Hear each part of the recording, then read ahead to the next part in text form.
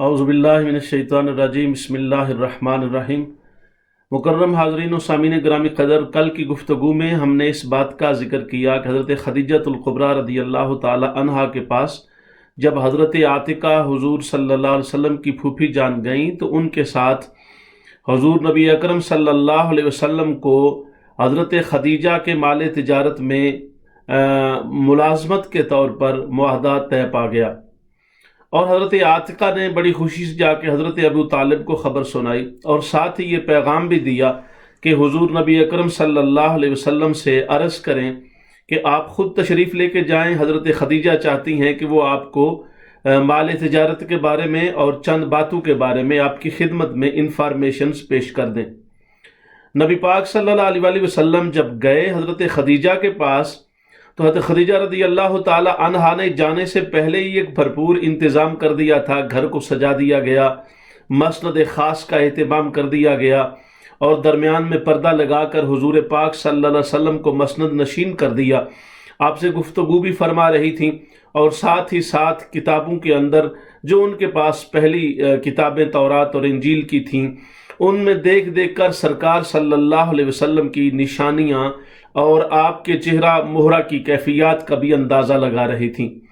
تو گفتگو کے دوران آپ بہت زیادہ متاثر ہوں، صاف ظاہر ہے سرکار پاک کی گفتگو سے کون متاثر نہیں ہوگا۔ تو معاملات طے پا گئے، طے ہو گیا کہ روانگی فلاں دن روانگی ہوگی، اور پھر ان معاملات کے بعد نبی اکرم صلی اللہ علیہ وسلم کو ان کے چچاؤں نے اور پھوپھیوں نے تیار کیا اور تیار کر کے تو حضرت خدیجہ کے مال کے اندر شامل کر دیا قافلہ تجارت میں۔ حضرت خدیجہ کا جو غلام تھا میسرہ، وہ غلام تھا جو انچارج تھا اور بہت پرانا ماہر تھا، تجارت کے امور کو سمجھتا تھا، اس کو مکمل انچارج بنا رکھا تھا۔ حضرت خدیجہ نے اس سے یہ فرمایا کہ یہ جو کپڑے ہیں، ایک جو بندہ ورکر کے طور پہ ہوتا ہے،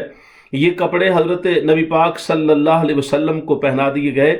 اور یہ خاص قسم کے کپڑے اور یہ خاص قسم کا وہ لباس اور پالان جس کے ساتھ اس اونٹ کو سنوارا اور سنگھارا جاتا تھا، جو معاملات کرنے کا ذمہ دار ہوتا تھا اور انچارج ہوتا تھا، اور وہ اونٹ میسرہ کے پاس ہوتا تھا۔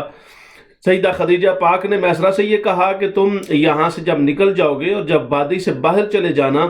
تو یہ جو فاخرانہ لباس ہے انچارج شپ والا اور سربراہی اور سرداری والا محمد پاک صلی اللہ علیہ وسلم کو پہنا دینا، اور سنگھاری ہوئی اونٹنی بھی ان کے حوالے کر دینا، اور ان کے معاملہ میں کسی قسم کا عمل دخل نہیں کرنا۔ اور یہ بات بطور خاص فرمایا کہ ان کے ساتھ مکمل تعاون کرنا ہے، ان کی کسی رائے سے اختلاف نہیں کرنا، جو وہ کہیں وہی کرنا ہے، اور صرف ابزرو اور مشاہدہ کرنا ہے کہ وہ کیا کرتے ہیں اور ان سے کیا عمل ظہور پذیر ہوتا ہے۔ یہ حضرت خدیجہ نے میسرہ کو تفصیلات بتائیں، اور پھر اس کے ساتھ ہی حضور پاک تشریف لے آئے۔ آپ کے جانے کا جو انداز تھا عربوں کے ہاں اور آپ کے خاندان میں بطور خاص اس بات کو اتنا اچھا نہیں محسوس کیا جاتا تھا کہ حضور صلی اللہ علیہ وسلم ایک ملازم کے طور پر تشریف لے کے جائیں، لیکن اللہ تبارک و تعالیٰ نے چونکہ اپنی محبوب کی اسوہ کے رنگ دنیا کو دکھانے تھے، سیرت مقدسہ کا فیضان انسانیت کو عطا کرنا تھا، اللہ پاک کے کاموں کی حکمتیں اس کی شان کے مطابق ہوتی ہیں، تو بہرحال آپ شامل ہوئے۔ جب شامل ہوئے اور قافلہ باہر نکلا تو میسرہ نے ایسا ہی کیا۔ لطف کی بات یہ ہے کہ اس قافلہ میں جہاں بڑے بڑے تمام سرداران قریش تھے، ابو جہل ہے، عتبہ ہے، شیبہ ہے، امیہ ہے، وہاں جناب سیدنا صدیق اکبر رضی اللہ تعالی عنہ بھی تھے۔ تو جناب سیدنا صدیق اکبر رضی اللہ تعالی عنہ آپ کے انتہائی مخلص ترین دوست تھے قبل اسلام، یعنی ظہور اسلام سے قبل بھی، جب سے آپ نے اعلان نہیں کیا ہوا تھا۔ تو آپ کو اس سے بڑی خوشی ہوئی جب قافلہ باہر نکلا مکہ کی وادی سے، اور حسب حکم میسرہ نے خلعت فاخرہ اور لباس خاص نبی پاک صلی اللہ علیہ وسلم کی خدمت میں پیش کیا، آپ کو پہنایا اور انچارج اور سرداری اور قافلے کی رہنمائی کا جملے امور آپ کے حوالے کر دیے، آپ کو سنگھارے ہوئے اور سدھائے ہوئے اونٹ پر بٹھا دیا جو انچارج ہونے کی نشانی اور علامت بھی تھا۔ جب سرکار صلی اللہ علیہ وسلم اس پر بیٹھے، اب حسن تو پہلے ہی ٹھاٹھے مار رہا تھا اور پھر نور علی نور کی کیفیت ہو گئی۔ سرداری جس کے پاس پوری کائنات کی اللہ نے دینی تھی، اسی سرداری کا ایک ایسا نمونہ اور وہ ایسی عمر پاک میں آیا جو شباب عالم ہے اور جوانی کا عالم ہے، اور پھر اس میں سرکار پاک صلی اللہ علیہ وسلم اپنی سرداری کے عالم میں کس انداز سے کیا سما ہوگا، کیا منظر ہوگا، کیا روحانی سہانی بات ہوگی اور کیا دل کو لبھانے والے وہ لمحات ہوں گے۔ جناب سیدنا صدیق اکبر خوشی سے سما نہیں رہے تھے، مگر وہاں ابو جہل کو یہ بات ایک آنکھ نہیں بھائی۔ وہ گیا اور میسرہ سے جا کے کہنے لگا، یہ تم نے کیا کیا؟ ایک ایسے شخص کو انچارج بنا دیا جو معاذ اللہ بالکل جانتا نہیں، ہماری زبان میں جیسے جو بالکل اناڑی ہے، اس کا تجربہ نہیں ہے، ایکسپیرینس نہیں ہے، بالکل نیا ہے اس کام میں، آپ نے اس کو انچارج بنا دیا۔ اس کا مطلب ہے آپ اس کو سیکھنے نہیں دینا چاہتے، یعنی یہ ہمدردی کے انداز میں نفرت کا اظہار ہے۔ بس یہ ایک طریقہ کار ہوتا ہے، اس کو چالاکی کہتے ہیں، اسی کا نام چالاکی ہے۔ ایک تو چالاکی اچھے معنی میں استعمال ہوتی ہے نا، مگر یہ نیگیٹو سینس کی چالاکی ہے کہ نبی پاک صلی اللہ علیہ وسلم کی اس سے عزت سے ہی نہیں گئی، برداشت جب نہیں کر سکا، حسد کی آگ میں جلتا ہوا یہ میسرہ سے کہنے لگا کہ ان کو اتار دو اور عام سواری پر بٹھاؤ، لباس یہ تمہیں سجتا ہے، تم ہی پہنو، تم تجربہ کار ہو، تم معاملات سے جانتے ہو، قافلے کے رہنما تم ہو، ان کو نہ بناؤ۔ ان کا تو پہلا سفر ہے تجارت کا، حضرت خدیجہ کے مال کے اندر، انہیں معاذ اللہ کیا پتا کس طریقے سے کرنا ہے۔ لیکن میسرہ نے تو چونکہ اپنی مالکہ کا حکم سنا ہوا تھا، اس نے کہا خاموش ہو جا، تیری مجال اور ہمت نہیں ہونی چاہیے، میں تیرا غلام نہیں ہوں، میں سیدہ خدیجہ کا غلام ہوں اور انہوں نے جو فرمایا ہے میں وہی کر رہا ہوں۔ تو آقا پاک صلی اللہ علیہ وسلم خیر سفر پہ روانہ ہو گئے، اور جب سفر پہ روانہ ہوئے تو راستے کے اندر دیکھا میسرہ نے کہ حضور پاک صلی اللہ علیہ وسلم اور آپ کی اونٹنی پر بادل نے سایہ کیا ہوا ہے، کہ آپ جہاں زمین پہ قدم رکھتے ہیں وہاں سے پانی کا چشمہ پھوٹ پڑتا ہے، اور جہاں سے آپ گزرتے ہیں درخت آپ کی خدمت میں سلام کے نذرانے پیش کرتے ہیں۔ یہ محیر العقول واقعات اور جملہ تفصیلات حضرت میسرہ جو ہیں وہ نوٹ کرتے رہے اور اپنے پاس لکھتے رہے، کیونکہ سیدہ خدیجہ پاک کا یہی حکم تھا کہ ان کو لکھتے جانا ہے۔ تو خیر جب تھوڑا دیر آگے چلے تو وہاں پہ جا کے جو اونٹ تھے قطار کے اندر، دو اونٹ بیٹھ گئے، اور جب بیٹھے تو قریب جا کے انہوں نے محسوس کیا کہ یہ اونٹ جو دونوں بیٹھ گئے یہ بیمار ہو گئے۔ تو جب بیمار ہو گئے تو میسرہ نے کہا کہ یہ تو بڑا مسئلہ بن گیا ہے۔ اچھا، ابو جہل نے کہا کہ دیکھو یہ چلتے ہوئے اونٹوں کا بیٹھ جانا، بیمار ہو جانا، یہ تو نحوست کی علامت ہے اور یہ کوئی اچھی بات نہیں ہے، اور میں نے تو تمہیں کہا ہے کہ تم نے یہ جو تبدیلی کی ہے قافلے کے اندر، سردار کسی اور کو بنا دیا ہے، شاید یہ اس کا اثر ہے۔ وہاں قافلے میں ہی ایک اور شخص تھے جو حضرت خدیجۃ الکبریٰ کے رشتہ دار تھے، ان کا نام خزیمہ تھا۔ وہ خزیمہ نبی پاک صلی اللہ علیہ وسلم کے فطرتی طور پر آپ کے بہت عقیدت مند تھے، آپ کی شخصیت سے وہ بہت متاثر تھے، اور وہ کہتے کہ مجھے آپ کا اٹھنا بیٹھنا، آپ کے عادات و اطوار اتنے خوبصورت لگتے تھے کہ میں سمجھتا تھا کہ یہ ایکسٹرا آرڈینری شخصیت ہے، عام انسان نہیں ہے۔ He is not like just normal human being. He is something special and someone special from the court of Allah subhanahu wa ta'ala. تو وہ خزامہ گئے، حضرت خزامہ گئے اور جا کر میسرہ کو کہا کہ ابو جہل کی بات نہ سنو، تم سرکار کی محمد پاک کے پاس جاؤ اور ان سے جا کے عرض کرو کہ جی اونٹ بیمار ہو گئے۔ وہ نبی پاک صلی اللہ علیہ وسلم کی خدمت میں پہنچا اور کہا حضور اونٹ جو پیچھے بیٹھ گئے ہیں وہ بیمار اونٹ ہیں، اب کیا کیا جائے؟ فرمایا چلو مجھے لے کے چلو۔ سرکار وہاں گئے، ان کو ہاتھ پیرا، وہ اونٹ اٹھ پڑے اور باقی اونٹوں سے بھی زیادہ ان میں مستعدی آ گئی۔ یہ باتیں ساری میسرہ خزیمہ نے کہا دیکھو محمد پاک صلی اللہ علیہ وسلم بڑی برکت و فضیلت والے ہیں، ان سے ہم سب کو فائدہ بھی ہوگا، نفع بھی ہوگا، برکت بھی ہمیں ملے گی، یہ ہم پر بہت بڑا احسان ہوا ہے اللہ کا کہ ہمیں ایک ایسا سالار قافلہ مل گیا ہے اور ایسا کاروان کا انچارج مل گیا ہے کہ جس کے ساتھ خیریں ہی خیریں ہیں، برکتیں ہی برکتیں ہیں۔ تو خیر اسی طرح کے عظیم قسم کے واقعات کا مشاہدہ کرتے ہوئے میسرہ، خزیمہ، جناب صدیق اکبر اور پورا قافلہ جا رہا تھا۔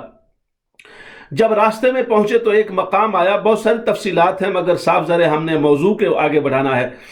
تو جب پہنچے بسرا کے پاس پہنچے تو وہاں ایک گرجا تھا، صومعہ تھا، گرجا گھر تھا، چرچ تھا، اور اس چرچ میں پہلے جب سرکار پاک صلی اللہ علیہ وسلم آج سے کوئی 12 سال پہلے گئے تھے شام کے اسی سفر میں ابو طالب کے ساتھ، تو وہاں اس کے راہب کا نام بحیرہ تھا، اور یہ بڑا ماہر تھا، پوری عیسائیت کا یہ انچارج اور ان کا سب سے بڑا پریسٹ تھا۔ تو اس نے 12 سال پہلے سرکار کا وہ جانا تھا، اور اب جب گئے حضرت خدیجہ کے مال تجارت کے ساتھ تو اس وقت وہ بحیرہ فوت ہو چکا تھا، اور اس کی جگہ پہ اس کا نائب نستورہ نام کا وہاں جو پادری تھا وہ موجود تھا۔ وہ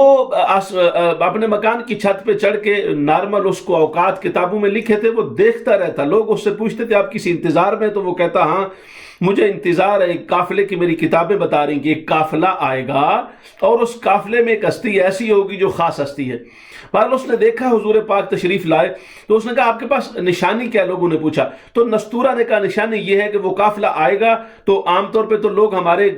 گرجا کی طرف، صومعہ کی طرف آتے ہیں نا، چرچ کی طرف، کہ انہیں کچھ مل جائے، پڑاؤ کر لیں، آرام کے لیے انہیں جگہ مل جائے، سونے کے لیے ماحول میسر آ جائے، کھانا پینا مل جائے، لیکن وہ قافلے والا جو انچارج ہوگا وہ ایسا بے نیاز ہوگا کہ وہ ظاہری فائدے والی چیز کی طرف نہیں جائے گا، مگر جس چیز کی طرف وہ جائے گا وہ چیز خود نفع مند ہو جائے گی، وہ خود نفع بخش ہو جائے گی۔ تو خیر اس دن بھی اس نے نشانی مطلب انہوں نے کہا اس کا کیا مطلب ہے؟ کہا اس کا مطلب یہ ہے کہ وہ میرا گھر چھوڑ دے گا، اور یہ جو سامنے تمہیں ٹنڈ منڈ درخت نظر آ رہا ہے نا، جس کی نہ پھول ہے، نہ پھل ہے، نہ کلیاں ہیں، نہ پتے ہیں، بالکل جھاڑا ہوا درخت ہے جس کے اندر کچھ بھی نہیں ہے سوائے خزاں رسیدہ درخت ہے، اور اس خزاں رسیدہ درخت کے پاس وہ جائے گا، پھر اس کے بعد کیا ہوگا وہ بعد میں بتاؤں گا جب ہوئے گا۔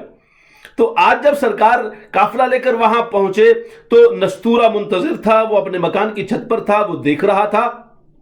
سرکار نے صومعہ کے پاس سے گزرے اور اس درخت کے نیچے بیٹھے، اور جو ہی اس درخت کے نیچے بیٹھے سرکار پاک تو دھوپ کڑکتی تھی، درخت سایہ دار بن گیا، اس کے اوپر پتے آ گئے اور شاخیں ہری بھری ہو گئیں، اور انہوں نے سرکار کے اوپر چھتری کا سا سائبان بنا لیا۔ اور پھر اس نے پیچھے سے بھی دیکھا کہ حضور اکرم صلی اللہ علیہ وسلم کے اوپر بادل کا سایہ کیے ہوئے ہونا، اور خزیمہ اور میسرہ کہتے ہیں ہم تو حیران تھے کہ سرکار پر تو سایہ تھا ہی، مگر وہ اونٹ جو پہلے ہمارے پاس ہوتا تھا آج تو اس کا بھی مقدر سمر گیا تھا کہ وہ بھی اللہ پاک کی رحمتوں کے جلوے لوٹ رہا تھا۔ تو خیر نستورہ نے جب دیکھا تو وہ اپنی کتاب اس نے اٹھائی، بغل میں رکھی، اور کتاب اٹھا کر وہاں پہ آ گیا اور سرکار کے پاس آ کے بیٹھ گیا۔ بڑے بندے کا ایک اپنا انداز ہوتا ہے نا، وہ چونکہ بہت بڑا مشہور پادری تھا اور تمام عیسائیت کا سپہ سالار بھی تھا، تو اس کو عزت سی کی نگاہ سے لوگ ہر کوئی دیکھتا، قافلے والوں کو بھی پتا تھا یہ سربراہ ہے، اور جس کے پاس اس طرح کا منصب ہوتا ہے اس میں اعتماد تو ہوتا ہی ہے۔ وہ بڑے پورے اعتماد طریقے سے کتاب اٹھائی، دوڑتا ہوا نیچے آیا، نبی پاک صلی اللہ علیہ وسلم کی بارگاہ میں حاضر ہوا، اور حاضر ہو کے کہنے لگا آپ کون ہیں؟ سرکار پاک نے اپنا بتایا،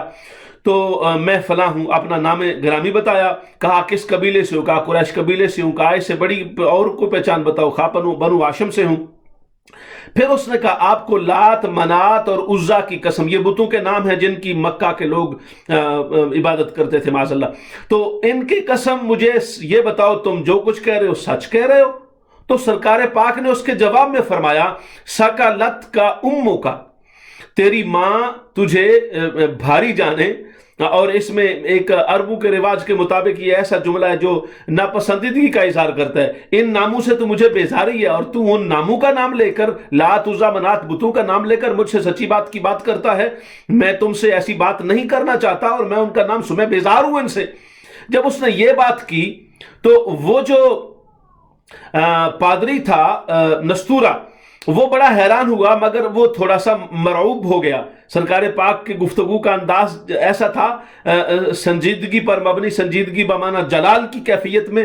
کہ وہ ڈر سا گیا اور خوف زدہ ہو گیا، اور پھر تھوڑا پیچھے ہٹا اور اپنی کتاب کو نکال کے کبھی دیکھتا کبھی سرکار کو دیکھتا۔ اس موقع پر جو حضرت خزیمہ ہیں، جو میں نے عرض کیا کہ پہلے حضرت خدیجہ کے رشتہ دار ہیں اور ساتھ وہ بھی اس میں قافلے میں موجود تھے، تو انہوں نے اپنی تلوار نکالی اور تلوار نکال کے سونت کے تو نستورہ سے کہنے لگے کہ خبردار اگر تو نے، وہ سمجھے کہ شاید کتاب دیکھ کے کوئی سرکار پاک کے ساتھ کچھ غلط حرکت کرنا چاہتا ہے، یا معاذ اللہ کو گستاخی کا عمل نہ کر دے، یا آپ کو کوئی نقصان نہ پہنچا دے، تو اس نے تلوار نکالی اور تلوار نکال کے کہنے لگا کہ اگر خبردار تم اگر یہاں سے چلے نہ گئے تو میں تمہارا سر تن سے جدا کر دوں گا۔ اس نے وہاں سے اٹھا اور چل دیا اور جا کے اپنے مکان کی چھت پہ کھڑا ہو گیا۔ جب مکان کی چھت پہ کھڑا ہوا تو سارے لوگوں نے کہا آپ کو سختی تو نہیں کرنی چاہیے تھی۔ اسی دوران وہ حسرت سے دیکھ رہا تھا اور اس نے آواز لگائی اور کہنے لگا اے قافلے والو، تم میں سے کوئی شخص ایسا ہے جس کے پاس تلوار ہے، اس کو میرے پاس بھیج دو۔ خزیمہ نے جب یہ بات سنی تو وہ بہادری میں بڑے مشہور تھے، انہوں نے تلوار ہاتھ میں لی اور پھر چل پڑے نستورہ کے پاس۔ نستورہ کے پاس گئے تو کہا کیوں بلایا؟ کہا بلایا اس لیے ہے تم مجھے لگتے ہو کہ تم اس شخصیت کے بڑے مخلص ہو، کیونکہ تمہیں ان سے بڑا پیار ہے۔ مجھے دو باتیں بتاؤ، ایک تو یہ بات بتاؤ کہ واقعتاً تمہیں ان سے پیار اور محبت ہے، میرا نتیجہ ٹھیک ہے، اور دوسری بات یہ بتاؤ کہ تم ان کے بارے میں مجھے کوئی تفصیلات بتاؤ۔ تو آپ نے فرمایا کہ حضرت خزیمہ کہنے لگے کہ میں ان سے پیار کرتا ہوں، ان سے محبت کرتا ہوں، یہ ہے ہی محبت کرنے کے قابل، آپ نے دیکھا نہیں ان کی ایسی شخصیت کو، آپ تو مکان کی چھت پہ دیکھ نہیں رہے تھے، وہ آئے ہیں تو ٹنڈ منڈ درخت تھا، وہ پر بہار ہو گیا ہے، راستے میں جہاں قدم رکھتے تھے وہاں پانی نکل آتا تھا، چشمہ جاری ہو جاتا تھا، ہمارے اونٹ بیمار ہو گئے، انہوں نے ہاتھ پھیرا تو وہ بیمار اونٹ صحتیاب ہو گئے، راستے کی جملہ کلفتیں بھول گئی ہمیں، اور یہ تو ایک ایسی پر بہار شخصیت ہے، نعمتیں ان کا طواف کرتی ہیں، ماحول کی کیفیات ان پر واری واری جاتی ہیں، اور یہ ایسی شخصیت ہے کہ میں ان سے متاثر ہی نہیں ہوں، میں تو ان پر اپنی جان بھی قربان کرنے کے لیے تیار ہوں۔ نستورہ کو جب پتہ چل گیا کہ یہ تو بڑا مخلص ہے، ہمدرد ہے، بہی خواہ و خیر خواہ ہے محمد پاک صلی اللہ علیہ وسلم کا، اس نے کہا تم بات تو ٹھیک کہہ رہے ہو، اور جتنی باتیں تم نے کہی ہیں یہ دیکھو، میں کتاب اس لیے لے کے گیا تھا، یہ تمام باتیں اس صفحے پر درج ہیں، اور یہ صفات اس نبی آخر الزمان کی ہیں جس کا ذکر عیسیٰ علیہ السلام نے کیا ہے، جس کا تذکرہ موسیٰ علیہ السلام نے کیا ہے، اور جس کو اپنی کتابوں کے اندر وہ کوئی بھی صحائف ہوں ان کے اندر صحیفہ حبقوق ہو یا دیگر صحائف ہوں ان کے اندر تفصیل سے جس ہستی کا ذکر کیا گیا ہے وہ مبارک ہستی تو یہی ہے، اور یہ محمد الرسول اللہ ہیں، یہ خاتم النبیین ہیں، یہ آخری نبی اور پیغمبر ہیں، اور میں دلچسپی اس لیے رہا تھا، گستاخانہ حرکت کرنا تو بڑی دور کی بات ہے، میں تو تم سے زیادہ ان پہ فریفتہ ہو رہا تھا، ان سے قرب حاصل کر رہا تھا، ان کے قریب ہونا چاہ رہا تھا تاکہ مجھے بھی ان کا فیض مل جائے، کاش اس وقت میں زندہ ہوں اور میں ان پر ایمان لے آؤں، اور میں یقین سے تصدیق کرتا ہوں یہ نبی ہیں، یہ رسول ہیں، یہ خاتم النبیین ہیں، یہ سید العالمین ہیں، یہ سید المرسلین ہیں، یہ ساری باتیں کہیں، اور ساتھ یہ کہا کہ میرے ساتھ وعدہ کرو کہ تم یہ باتیں کسی کو بتاؤ گے نہیں اور ان کی حفاظت کرنا، کیونکہ یہ نبی آخر الزمان ہیں، ان کی دشمنی باقی ادیان والے کریں گے اور وہ ان کو معاذ اللہ شہید بھی کر سکتے ہیں، تو اس لیے ان کی بھرپور حفاظت کرنا۔ یہ ساری باتیں خزیمہ نے آ کے ایک مثبت انداز میں میسرہ کو بتا دی، کیونکہ میسرہ تو ہمراز تھا، وہ تو پہلے ہی سرکار کی خدمت پر مامور تھا، باتیں ساری آ کر بتا دی، اور باتیں بتانے کے بعد پھر انہوں نے کہا کہ چلو اب چلتے ہیں بازار کے اندر۔ بازار میں گئے، اور جب بازار میں گئے تو وہاں سرکار پاک نے لوگوں کا ایک ڈیفرنٹ معمول تھا، وہ پہلے قیمت اور بتاتے پھر کٹاتے، ایک طریقہ کار ہے، اگلا سمجھتا ہے رعایت مل گئی ہے، لیکن قیمت بتانے والا وہ پہلے زیادہ بتاتا ہے پھر تھوڑی بتاتا ہے، تو یہ اپنی طرح کا ٹھیک ہے، ایک بارگیننگ تو ہے، مگر سرکار پاک کی طبیعت میں تو یہ نہیں تھا، آپ کی تو جو بات زبان سے نکلی وہ بات ہو کے رہی، اور اسی لیے تو اعلیٰ حضرت نے کہا تھا کہ وہ زبان جس کو سب کن کی کنجی کہیں اس کی نافذ حکومت پہ لاکھوں سلام، تو کن والی زبان بدلا تو نہیں کرتی، اور نہ ہی اس سے کوئی ایسی بات نکلتی ہے، وہ تو کن کے خزانے رکھتی ہے، جو گنجینہ خزانہ کن ہو اس کی حرکت پر اور اس کی حرکت پذیری پر جو خزانے نمودار ہوتے ہیں اس سے دنیا مہکتی بھی ہے اور اپنے آپ کو نفع مند بھی بناتی ہے۔ تو بہرحال وہاں بازار میں گئے، بازار میں چیزیں بیچی، سرکار پاک وہ ایک دکان جو بہت بڑا تاجر تھا اس کے پاس گیا، کہا یہ بتاؤ، تو اس نے کہا کہ آپ قسم کھا کے کہو کہ اس میں کوئی عیب نہیں ہے، لات منات کی۔ تو آپ نے فرمایا لات منات سے تو میں بیزاری کا اظہار کرتا ہوں، اور جیسے بیزاری کا اظہار کرتا ہوں ان کی قسم میں کیسے اٹھاؤں گا۔ اس پر وہ خاموش ہو گیا، اور خاموش ہو کے مسکرا کے ادب سے کہنے لگا قولو کا قول الحق، قولوں کا قول الحق، آپ کا جو بات ہے وہی سچی بات ہے، میں نے اس طرح کی سچی بات میں نے کبھی سنی نہیں ہے، میں نے اس طرح سچا کبھی دیکھا نہیں ہے، بس مجھے مزید ضرورت ہی نہیں ہے۔ آپ اتنے بڑے سچے ہیں کہ آپ بتوں پر اب بات ہی نہیں کر رہے، آپ اتنے بڑے توحید کے پرچار کرنے والے ہیں، اور آپ کی بات اتنی سیدھی اور سچی اور بالکل دو ٹوک بات ہے، میں آپ کی بات پر جو کہیں گے ایک پینی کم نہیں کرواؤں گا، پیسے بھی وہی دوں گا جو آپ کہیں گے، مال بھی وہی لوں گا جو آپ دیں گے۔ تو یہ سرکار پاک کی زبان کی معجز نمائی ہے۔ لوگ سمجھ رہے تھے کہ سلیقہ طریقہ نہیں ہے، تو انہیں کیا پتا، یہ تو ساری کائنات کو طریقے بتانے آئے ہیں، انہوں نے تو پوری کائنات بے سلیقہ کو سلیقہ کا مند کر دیا ہے، بے اختیار کو با اختیار کر دیا ہے، بے ہمت کو با ہمت کر دیا ہے، بے کس کو باکس بنا دیا ہے، بے سہارا کو پوری کائنات کا سہارا بنا دیا ہے۔ تو بہرحال مال بکا اور اتنی وافر مقدار میں ملا، تاریخی طور پہ 2 گنا 3 گنا منافع ہوا۔ جب منافع ہو گیا، پہلے شام جانا پڑتا تھا، اب شام کی بجائے بصرہ، عام طور پہ بصرہ مشہور ہے مگر اصل لفظ تو بصرہ ہے، بصرہ کے اندر ہی سارا مال بک گیا، اور جب سارا مال مگا دگنا تگنا پرافٹ اور منافع ہوا تو واپس چلنے لگے۔ اب جب واپس چلنے لگے تو واپس جاتے ہوئے یہ عالم ہوتا تھا کہ جب مال بک جاتا، منافع ٹھیک ہو جاتا، تو ایک خوشخبری سنانے والا سیدہ خدیجہ کو جا کے خوشخبری سنایا کرتا تھا، اور جس اونٹ پر بیٹھ کر جاتا سب سے قیمتی ترین اونٹ ہوتا تھا، اور اس پر سامان بھی لدا ہوا ہوتا تھا جو واپسی کے طور پہ تجارت کا مال وہاں سے خرید کے لے جایا جاتا تھا، یعنی کچھ مال بیچا جاتا، کچھ خریدا جاتا جو مکہ میں جا کے کام آتا، بکتا، دوہری تجارت تھی۔ تو جب یہ موقع آیا تو اس موقع پر جناب سیدنا صدیق اکبر آگے بڑھے اور جا کر میسرہ سے کہا، میسرہ یہ بڑا فائدہ ہوا، بڑا نفع ہوا، پہلے تو کبھی اتنا فائدہ اور نفع نہیں ہوا، قربان جائیں صدیق اکبر، تو ہر جگہ پہ ساتھ ہے، تو نبی کے ساتھ ایسا لگا، تیری معیت کاملہ ایسی بن گئی کہ تیری معیت کو ضرب الامثال بھی تیری راہ تکتی رہ گئی کہ تو کتنی بڑی معیت کاملہ اور فنائیت مطلقہ پھر رسول کا حامل بن گیا۔ کہا جا کے میسرہ سے، میسرہ آپ کو پتا ہے اتنا بڑا منافع پہلے بھی کہا نہیں ہوا، اتنی بڑی تجارت پہلے بھی کبھی ہوئی نہیں ہوئی، تو کہا میسرہ یہ کیسے ہو گیا؟ کہا آپ کو نہیں پتا، ہمارے پاس جو محمد ہیں، جو وہ محمد پاک ہے جن کا نام بھی تعریف والا، جن کا کام بھی تعریف والا ہے، ان کے فضائل کا تمہیں پتا نہیں ہے، میں جانتا ہوں، میرے پاس تو کتاب بھری پڑی ہے، میں نے ساری باتیں لکھ لی ہیں، خدیجہ کو بتاؤں گا۔ تو کہا تو پھر وہ قافلہ بھیج دو نا، وہ بھیج دو پیغامبر جو خوشخبری لے کے جائے گا خدیجہ کے پاس۔ تو کہا ہاں میں بھیجنے والوں کو، کون جائے گا؟ آپ جاؤ۔ کہا نہیں میں تو نہیں جاؤں گا، آپ کا کیا خیال ہے؟ میں فرمایا کہ اب وہ جانا تو انہیں چاہیے نا جن کی وجہ سے، تو کہا میں بھی تو یہی کہہ رہا تھا، خزیمہ کا بھی یہی خیال ہے، کیونکہ اشارہ انہی کی وجہ سے ہوا، اور انہی کو دیکھ کے تو سیدہ پاک خوش ہوں گی جن کے وسیلہ سے یہ برکتیں ملی ہیں، سعادتیں میسر آئی ہیں، انہی کا وسیلہ تو کام آئے گا دنیا میں بھی اور آخرت میں بھی، یہ تو حقیقت ہے۔ تو بہرحال انہوں نے سرکار پاک کو ایک قیمتی ترین اونٹ پر، اچھا یہ جو قیمتی ترین اونٹ ہوتا تھا اور اس پر سامان ہوتا تھا، سیدہ خدیجۃ الکبریٰ اس منافع کی شکل میں جب منافع والا تجارت ہو کے آتی تھی تو وہ اونٹ بھی اسی کو لانے والے کو دے دیتی تھی، منافع بھی اسی کو بہت زیادہ دیتی تھی کیونکہ وہ خوشخبری لے کے آتا تھا اور ایک قسم کا وہ ہیرو ہوتا تھا اس پورے سفر کا۔ تو جناب سیدنا صدیق اکبر خوش ہو رہے تھے کہ آج میرے دوست محمد مصطفیٰ صلی اللہ علیہ وسلم جو سراپا برکتیں سمیٹ رہے ہیں اور سمیٹتے رہیں گے انشاءاللہ، اور ان کو آج وہ مال بھی مل جائے گا، انعام بھی مل جائے گا، عزت و اکرام بھی ملے گی میرے محمد پاک کو، دوست کو۔ اور خزیمہ بھی خوش ہو رہا تھا، خزیمہ بھی کہہ رہا تھا کہ جس سے میں نے محبت کی ہے وہ کتنی عظیم ہستی ہے، اس کی برکتیں تو سب کو ملی۔ تو بہرحال اس سواری پر بیٹھے، سواری پر بیٹھ کر تیار کیا۔ اب دیکھیں حسینوں جمیل کیا حسن ہوتا نہیں، حسینوں میں ان کے رخ کی زکات ہوتی ہے، جن کی رخ کی زکات کا حسن پوری کائنات میں بٹتا ہے اور بٹتا رہا اور بٹے گا، اور جن کے قدموں کی خاک کا سرما، بلکہ جن کے بلال غلام کے رنگ مبارک کا سرما حوریں اپنے چہرے پر مل کر اپنا حسن نکھاریں گی،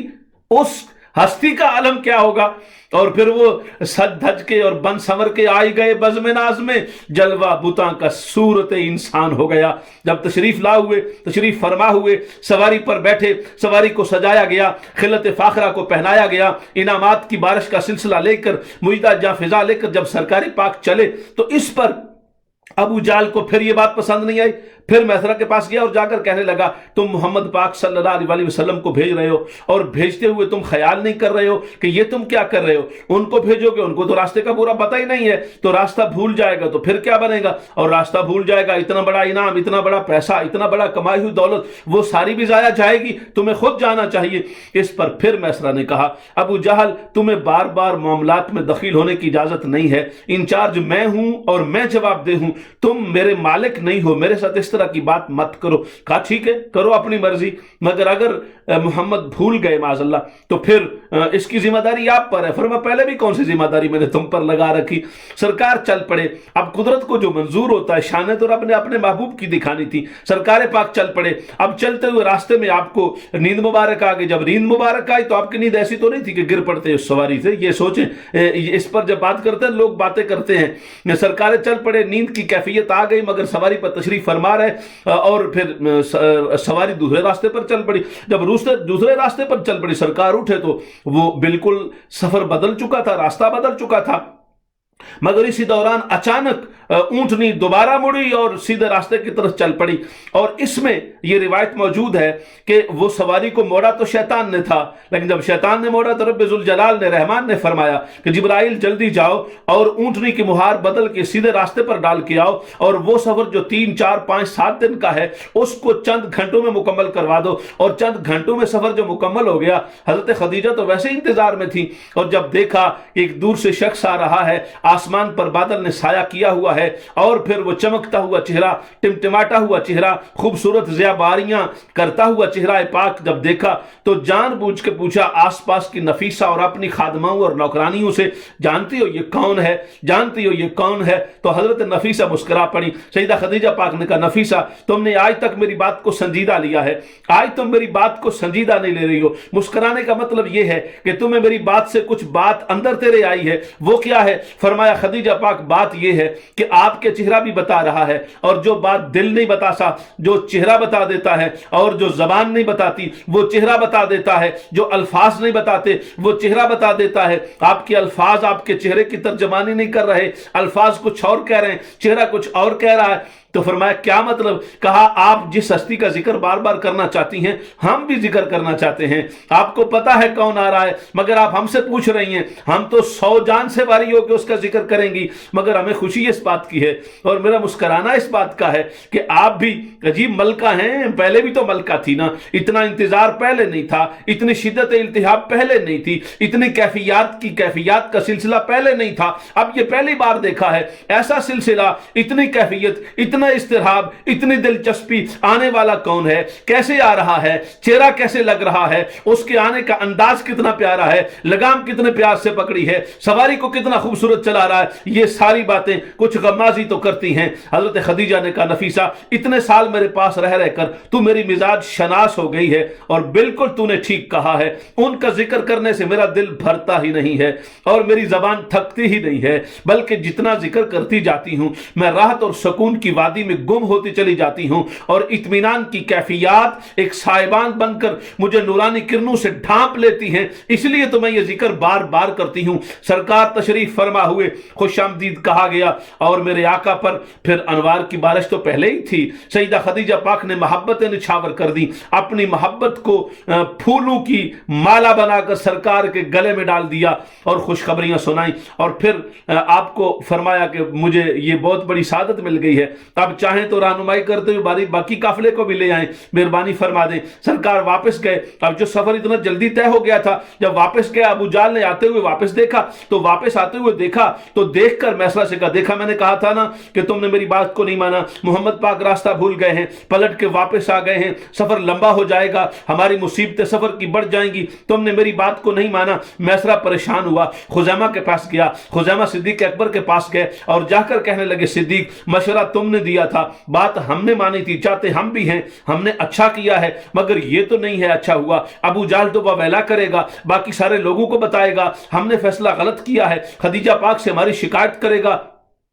آپ سیدنا صدیق اکبر نے فرمایا نہیں نہیں ایسا نہیں ہو سکتا، جس محمد پاک کو میں جانتا ہوں وہ بھولتا نہیں ہے، وہ تو بھولے ہوں کو راستے پہ لا دیتا ہے، وہ راستہ کبھی چھوڑتا نہیں ہے، وہ تو جو راستہ چھوڑے ہوئے ہوں ان کو بھی راستے پر ڈال دیتا ہے، میں ان کو بڑے قریب سے جانتا ہوں، وہ بھولنے والی شخصیت نہیں ہے، تم ذرا ان کو آنے تو دو۔ سرکار جب تشریف لائے، خوشخبریاں سنائیں، انعامات کی بارش کا مجدہ جاں فضا سنایا، ابو جہل نے نہیں مانا، خیر اس نے پھر اپنا خادم بھیجا اور خوشخبری لے کر سیدہ پاک نے کہا کون سی خوشخبری، کون سی بات کر رہے ہو، یہ خوشخبریاں تو محمد پاک مجھے 3 دن پہلے سنا کے گئے ہیں، تم کس کی بات کر رہے ہو، تم کس قافلے کا ذکر کر رہے ہو؟ تو بہرحال جب قافلہ پھر سارا وہاں پہنچا تو مکہ سارا خوشی سے جھوم اٹھا۔ آج ایسا سپہ سالار اور قافلے کا